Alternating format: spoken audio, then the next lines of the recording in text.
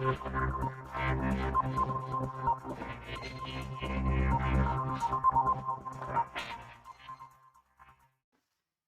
आप सबसे यह कहना चाहता हूं कि आज 11th क्लास का सेट पढ़ाने जा रहे हैं, जो कि फर्स्ट चैप्टर मैथ का है।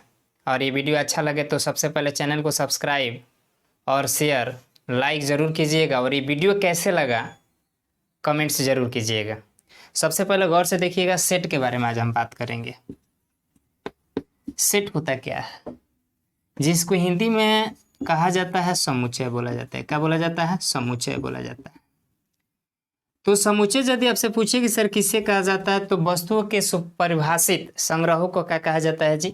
सेट कहा जाता है, यानी समुच्चय कहा जाता है। यहां पर लिख रहे हैं कि वस्तुओं के सुपरिभाषित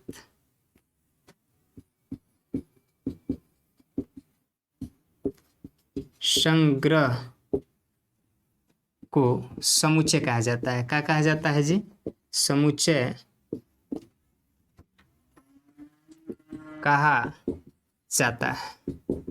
अब बात आता है कि सर एक बात बताइए, सेट क्या होता है? जैसे शादी फंक्शन में देखे होंगे, जब तिलक का सामान जाता है तो लोग कहते हैं कि हमको हंडा का सेट दे दीजिए, छिपा का सेट दे दीजिए, या चम्मच का सेट दे दीजिए। ये किसी भी चीज का सेट ही क्या कहलाता है? यानी किसी वस्तु को इकट्ठा करना ही क्या कहलाता है? समुच्चय कहलाता है। तो वही लिखे हैं यहाँ पर कि वस्तु के सुपरिभाषित संग्रह को क्या कहा जाता है? समुच्चय कहा जाता है। लेकिन समुच्चय कितने तरह के होते हैं? समुच्चय दो तरह के होते हैं। यहाँ पर लिख रहे हैं प्रकार।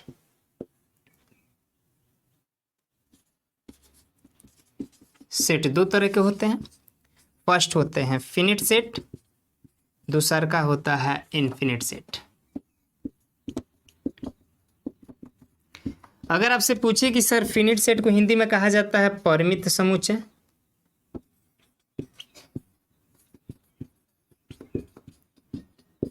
और इनफिनिट सेट को कहा जाता है अपरिमित समुच्चय बोला जाता है। ठीक है सर, एक बात बताइए कि बता दिए कि किसी भी वस्तु को इकट्ठा करना हुई, जैसे मान लीजिए कि शादी फंक्शन में आप लोग देखे होंगे तिलक में क्या होता है कि किसी भी चीज़ का बर्तन इकट्ठा किया जाता है, जैसे हंडा हो गया या थाली हो गया या चम्मच हो गया। तो कोई भी चीज़ को इकट्ठा करना ही क्या कहलाता है? समुच्चय कहलाता है। और समुच्चय दो तरह का होता है। फर्स्ट होता है आपका फिनिट सेट, सेकेंड होता है इनफिनिट सेट। अब देखिएगा फिनिट सेट किससे कहा जाता है, तो सर फिनिट सेट किससे कहा जाता है और इनफिनिट सेट किससे कहा जाता है? फिनिट सेट उससे कहा जाता है वैसे समुच्चय, वैसे सेट जिसमें अवयव की संख्या सीमित हो, उसे क्या कहा जाता है जी? परिमित समुच्चय। और वैसा सेट जिसमें अवयव की संख्या सीमित नहीं हो, उसे क्या कहा जाता है? अपरिमित समुच्चय कहा जाता है। अब समझिएगा कि सर फिनिट सेट के मतलब कि सर ये जो है ना, इसमें अवयव की संख्या सीमित होता है, और जबकि ये जो है इसमें अवयव की संख्या सीमित नहीं होता है। कैसे नहीं होता है? देखिए ना, फॉर एग्जाम्पल में आपको समझा रहे हैं कैसे। फॉर एग्जाम्पल में आपको समझाएंगे हम। जैसे 1,2,3 दे दिया ना जी, और डॉट डॉट करके लिख दिया, मान लीजिए कि यहाँ तक लिख दिया, तो 1,2,3 डॉट डॉट करके यहाँ तक लिख दी। इसका मतलब कि सर शुरुआत तो मालूम है, एक अंत कहाँ तक है? तो 10। तो आप बता सकते हैं कि कहाँ तक है जी? तो 10 तक। तो आप बता दिए कि सर 10 हो गया। अगर ऐसे ही हो 2, 4, 6, 8 डॉट डॉट करके यहाँ पर 20, तो आप बता सकते हैं, क्योंकि सर पहिल को पता है, अंतिमो पता है। तो मान लीजिए कि ये बता दी कि सर ये परिमित है, यह भी परिमित है, लेकिन यही चीज अपरिमित में पूछता तो आपको पहला पता होता, तो हो सकता है कि लास्ट वाला पता नहीं है। इसका मतलब कि कहाँ तक लिखा जाएगा ये कोई गारंटी नहीं है। उसी तरह इसके 2, 4, 6 कर दिया, 8 डॉट डॉट करके लिख दिया। तो ये बात अगर आपसे कोई पूछे कि सर फिनिट सेट किससे कहा जाता है? वैसे सेट जिसमें अवयव की संख्या सीमित हो, यानी गिना जा सकता हो, उसे क्या कहा जाता है? Finite set.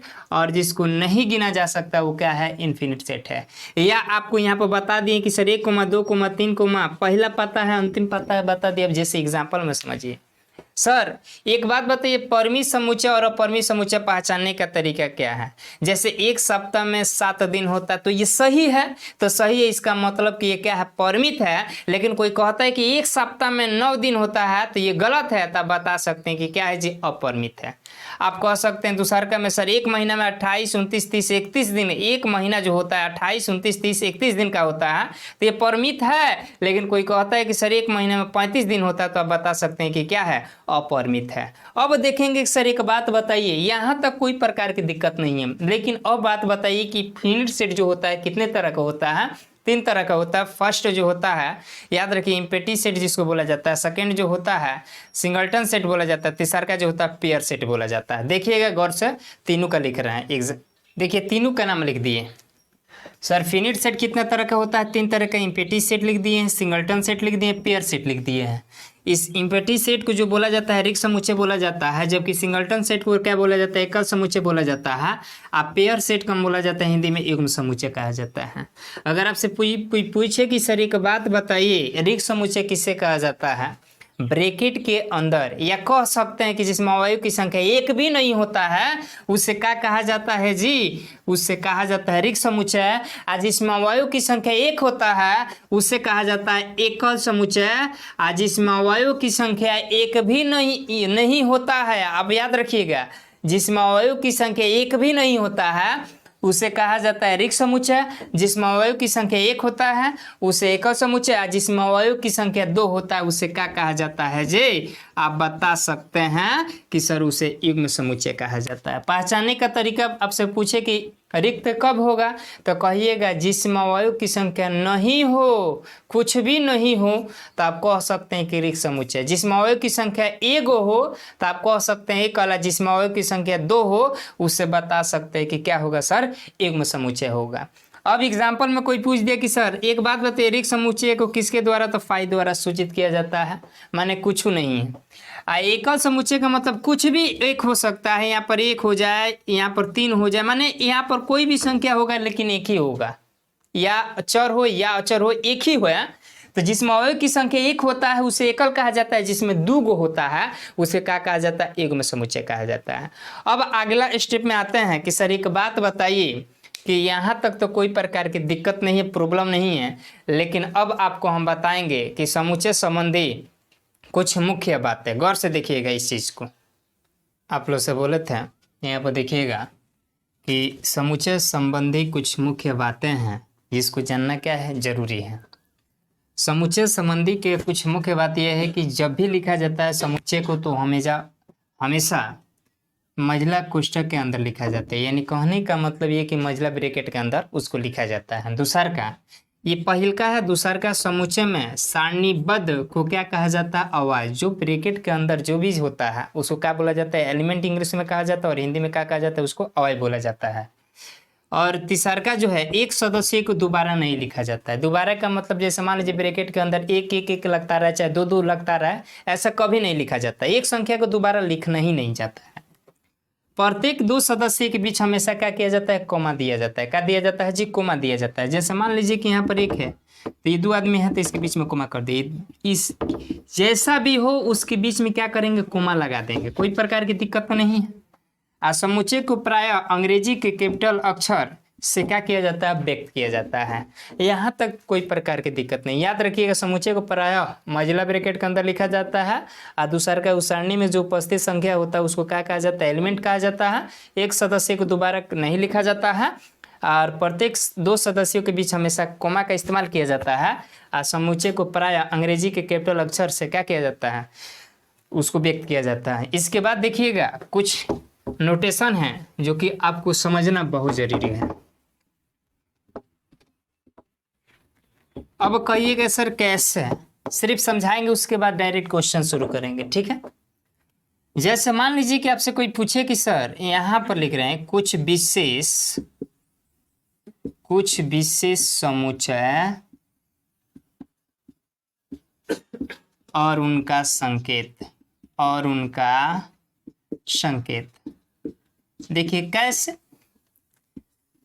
सर समुच्चय में जैसे n हो गया, ये एन हो गया, तो एन का मतलब आप जान रहे हैं कि सर क्या होता है, नेचुरल नंबर होता है। तो आप कह सकते हैं कि सर पारकी संख्या का क्या होता है, समुच्चय होता है। आर पूछे तो सर रियल नंबर वास्तविक संख्या, तो सर वास्तविक संख्या का क्या, समुच्चय। लेकिन इस पर पॉजिटिव हो जाए तो आप कह सकते हैं कि सर धन वास्तविक संख्या का क्या है, समुच्चय है। यदि यहाँ पर Q दिया तो आप कह सकते हैं कि सर ये परमीय संख्या का समुच्चय है, और यहाँ पर Q प्लस कर दिया तो उसको कहिएगा सर धन परमीय संख्या का समुच्चय है। अगर आपसे ये किस चीज़ का है, पारकीय संख्या का, ये किसका है, वास्तविक संख्या का, ये किसका है, धन वास्तविक संख्या का, और ये परमीय संख्या हो गया। और ये जो हो गया आप बता सकते हैं कि सर धन क्या है, परमीय संख्या है। और उसके बाद यहाँ पर जेड का पूछेगा तो जेड इंटीगर होता है, यानी पूर्णांक होता है, तो पूर्णांक संख्या का समुच्चय। अगर यहाँ पर प्लस कर दिया तो आप बता सकते हैं कि सर धन पूर्णांक संख्या क्या होता है, समुच्चय होता है।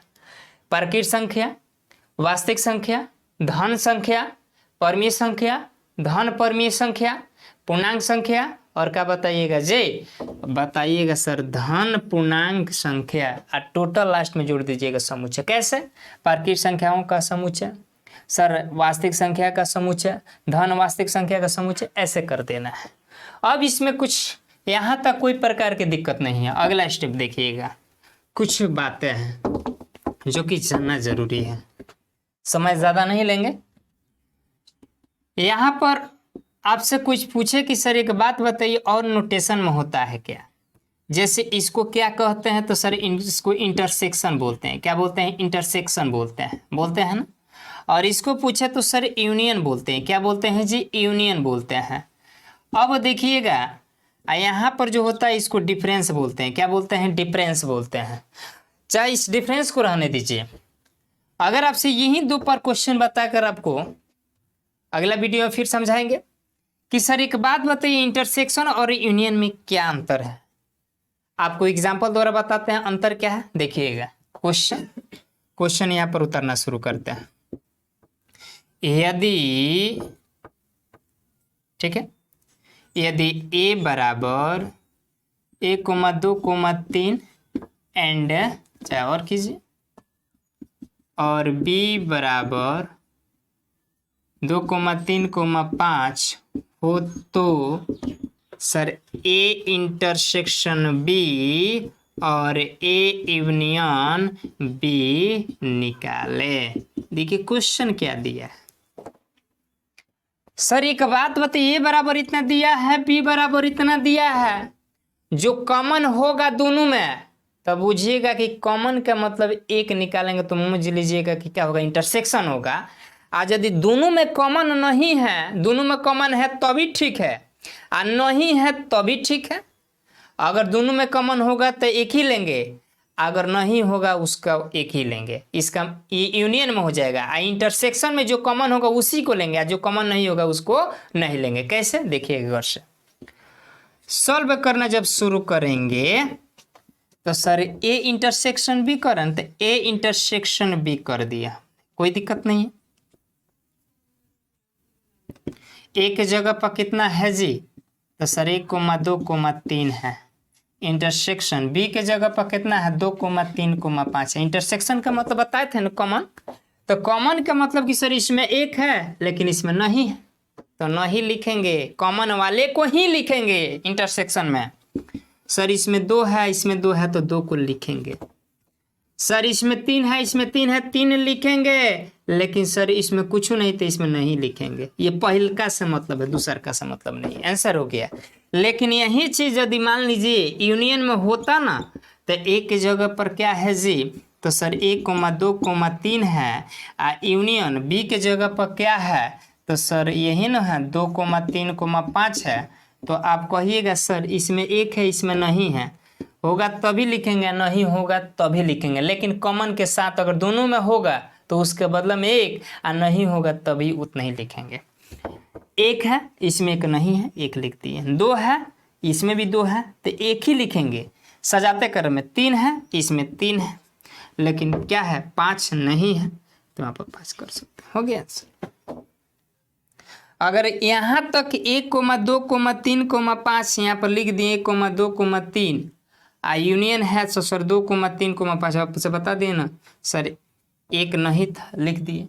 2 है उसके बदले में 1 ही, 3 है उसके बदले में 1, और यहाँ पर जो 5 है तो 5 लिख दिए। कॉमन होगा तभी ठीक है, नहीं कॉमन होगा तभी ठीक है, सजा कर हमने लिख दिया। कोई प्रकार की डाउट नहीं है। अगर वीडियो अच्छा लगा होगा तो सबसे पहले डिस्क्रिप्शन में ज़रूर लिखिएगा और कमेंट भी कीजिएगा ये वीडियो कैसा लगा, ताकि आपको अगला दिन बताया जाएगा। ठीक है, चलिए वीडियो को